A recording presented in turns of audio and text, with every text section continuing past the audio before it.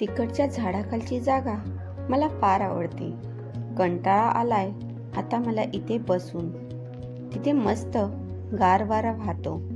इथे माशा फार घोंगावतायत. मला त्रास होतोय.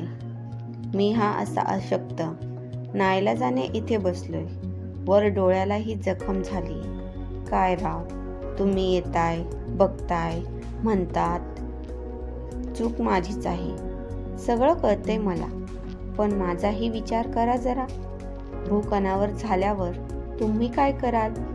त्या दिवशी मी ठरवलं होतं तिकडे जाऊन काहीतरी खायचं. मी फारसा फिरत नाही.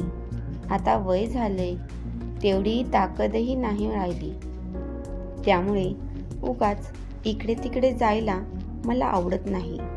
पण दररोज तेच खाऊन तुम्हीही कंटाळणारच ना. तसंच झालंय माझं.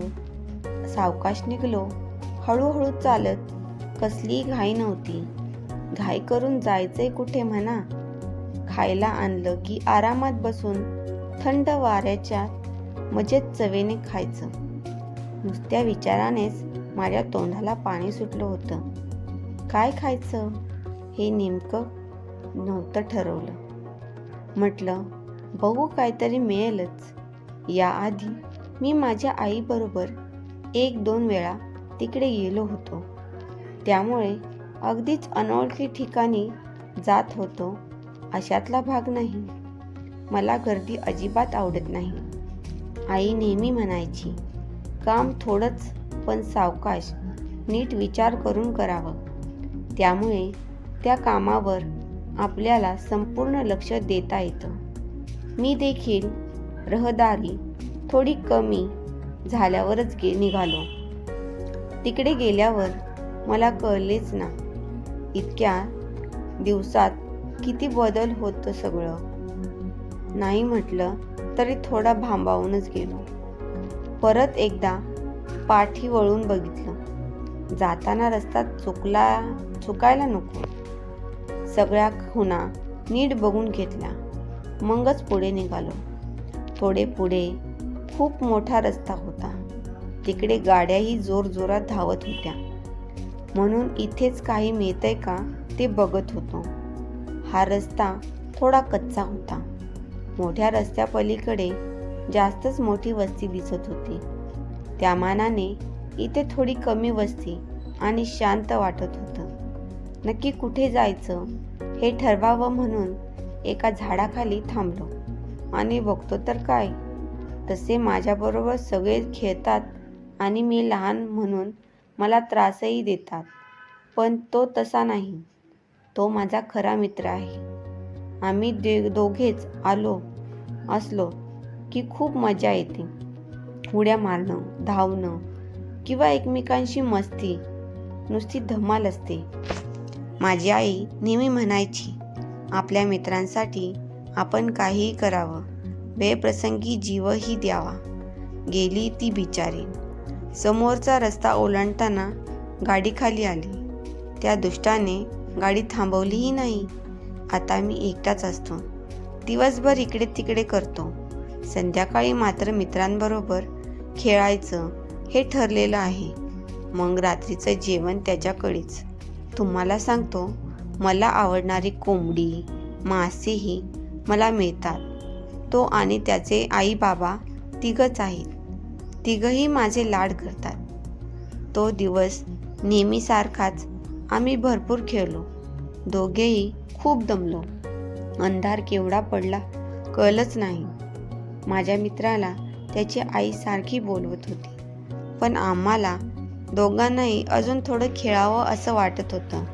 खेळता खेळता मित्राने बॉल जोरात मारला. तो दूर जाऊन पडला. मित्र माझ्याकडे बघत राहिला. त्याला वाटलं मी जाऊन आणेन, पण मीच का जावं? मी देखील दमलो होतो. खूप भूकही लागली होती.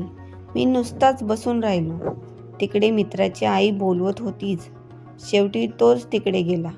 क्षणभरातच मला जोरात ओरडल्याचा त्याचा आवाज ऐकू आला. मी उठून धावतच तिकडे गेलो आणि बघतो तर काय, मला अजूनही आठवत नाही नक्की काय झालं. नुसता विचार आला तरी अंगावर शहारा येतो. आई म्हणते मी बेशुद्ध पडलो होतो, देवाच्या कृपेनेच वाचलो. मी आईला म्हणालो, देवाची कृपा कशी? तेथे तर माझा बळी धावून आला मदतीसाठी. त्यावर तिचं म्हणणं आहेच की म्हणे देवानेच त्याला तशी बुद्धी दिली. पण माझा बळी वाचेल ना, त्याला हॉस्पिटलमध्ये घेऊन गेले. त्याच्या पोटातला खूप मोठी जखम झाली आहे म्हणे. मी इथे आईच्या मांडीवर डोके ठेवून झोपलोय. खूप भूक लागली, पण आईने इथून उठून जाऊ नये म्हणून गप्प बसलोय. आता आई माझ्याजवळ हवी आहे बस. खरंच ती किती वेळ मला बोलवत होती. मी तिचं ऐकायला हवं होतं. हे सगळं घडलंच नसतं. खरं तर आज मी किती आनंदात होतो. शेवटचा पेपर झाला. दिवाळीची सुट्टी सुरू झाली. चांगले 2 आठवडे पेनला जाणार आजी आजोबांकडे म्हणून मी खुश. यावेळी बडीलाही न्यायचं म्हणून आईला आधीच सांगून ठेवलं होतं. त्याच्याबरोबर खेळताना खूप दमलो. आता अंधारही लवकर पडतो म्हणून आई सारखी बोलवत होती. पण 8ही वाजले नव्हते म्हणून आम्ही खेळतच राहिलो. आता खेळ संपवावा म्हणून मी बॉलला जोरात एक किक मारली. बडीला म्हटलं घेऊन ये आणि माझ्याबरोबर चल जेवायला. पण त्याचा मूड नव्हता. तोही दमला असावा. 2-3 वेळा सांगूनही ऐकेना. तेव्हा मीच गेलो. गावतावरून पार मागच्या कंपाऊंडपर्यंत गेलो. तिथे झाडाखालीच दिसला. उचलण्यासाठी थोडा वाकलो आणि मी जोरात किंचाळलो. नंतर काही क्षणात जे घडलं तेच आठवतंय. माझ्या आवाजाने काही दरवाजे खिडक्या उघडल्या असाव्यात. आई धावत आली. रामसिंग लांबून पळत आला, पण थोड्याच अंतरावर थांबला. पण माझा बळी जोरात धावत आला. जोरात उडी मारली आणि बघतो तर काय सांगू राव तुम्हाला. त्या पिल्लाने जी उडी मारली ती माझ्या आधी कळलीच नाही. कारण माझं लक्ष एकदम समोर होतं. माझ्या अगदी चेहऱ्याजवळ आल्यावर फटका मारण्यासाठी मी हात उगारला. त्याला लागलं असेलच, पण तोपर्यंत त्याने माझ्या डाव्या डोळ्याचा चावा घेतलाच. तितक्यात सगळीकडे एकदम दिवे लागले. आवाज यायला लागले. मग मी हळूच पाय मागे घेतला आणि परत आलो. दुसऱ्या दिवशी दुपारी या लोकांनी मला पकडलं आणि इकडे आणून टाकलं.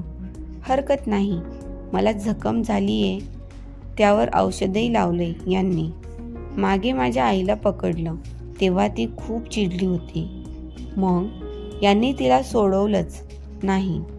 म्हणून जखम बरी होईपर्यंत मी एकदम शांत राहणार. मग कदाचित मला तिकडे लांब आतमध्ये नेऊन सोडतील.